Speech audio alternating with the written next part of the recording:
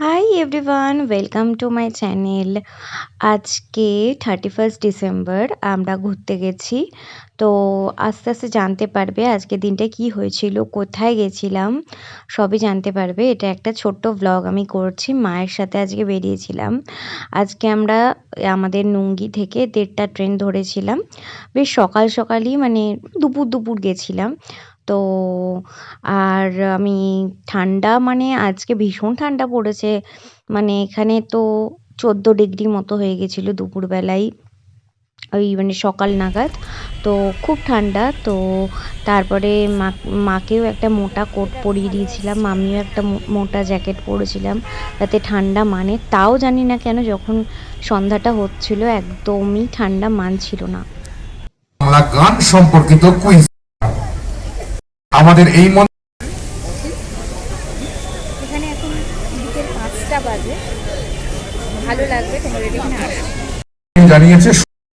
আমরা 31st ডিসেম্বরে প্রথমে গেছিলাম মোহরকুঞ্জতে।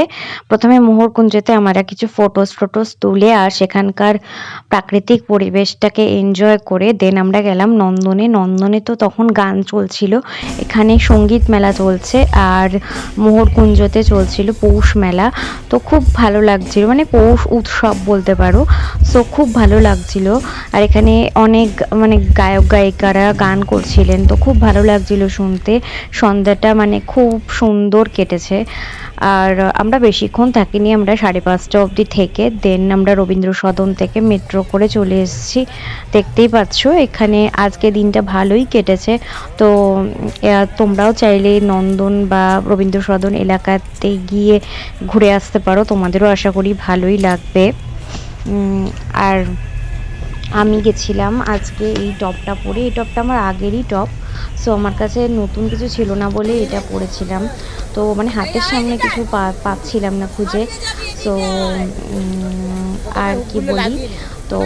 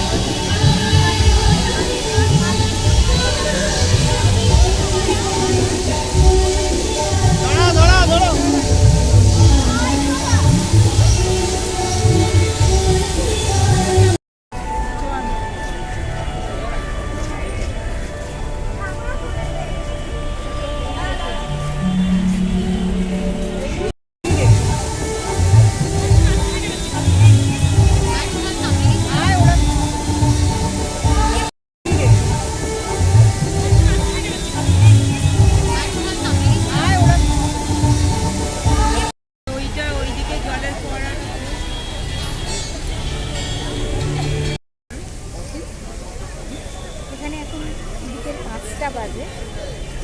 ভালো লাগবে তোমার এখানে আসো।